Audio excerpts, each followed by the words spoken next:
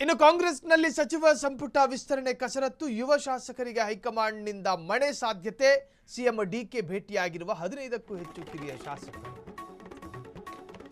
ಕಾಂಗ್ರೆಸ್ಸಿನಲ್ಲಿ ಸಚಿವ ಸಂಪುಟ ವಿಸ್ತರಣೆ ಕಸರತ್ತು ಯುವ ಶಾಸಕರಿಗೆ ಹೈಕಮಾಂಡ್ನಿಂದ ಮಣೆ ಸಾಧ್ಯತೆ ಸಿಎಂ ಡಿಕೆ ಭೇಟಿಯಾಗಿರುವ 15ಕ್ಕೂ ಹೆಚ್ಚು ಕಿರಿಯ ಶಾಸಕರು.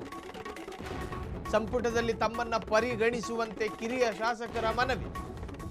ಮೊದಲು ಹಾಗೂ 2 ಬಾರಿ ಗೆದ್ದ ಶಾಸಕರಾದವರಿಂದ ಸಿಎಂ ಭೇಟಿ. ಕಿತ್ತೂರು ಶಾಸಕ ಬಾಬಾ ಸಾಹೇಬು, ಕೂಡ್ಲಗಿ ಶ್ರೀನಿವಾಸು, ಮಸ್ಕಿ ಶಾಸಕ ಬಸನಗೌಡ ತುರ್ವಿಹಾಳು, ಶಾಸಕ ಕಂಪ್ಲಿ ಗಣೇಶು, ಸವದತ್ತಿ ಶಾಸಕ ವಿಶ್ವಾಸ್ ವೈದ್ಯ, ಶಾಸಕ ಚಿಮ್ಮನಕಟ್ಟಿ ಸೇರಿ ಹಲವರು ಭೇಟಿ.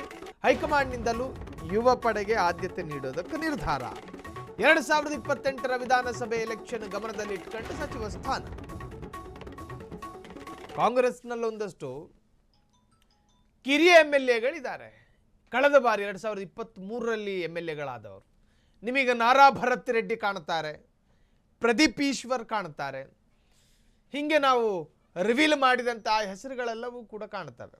ಆ ಪೈಕಿ ಒಂದೇ ಒಂದು ಬಾರಿ MLA ಆದವರಿದ್ದಾರೆ, 2 ಬಾರಿ MLA ಆದವರಿದ್ದಾರೆ.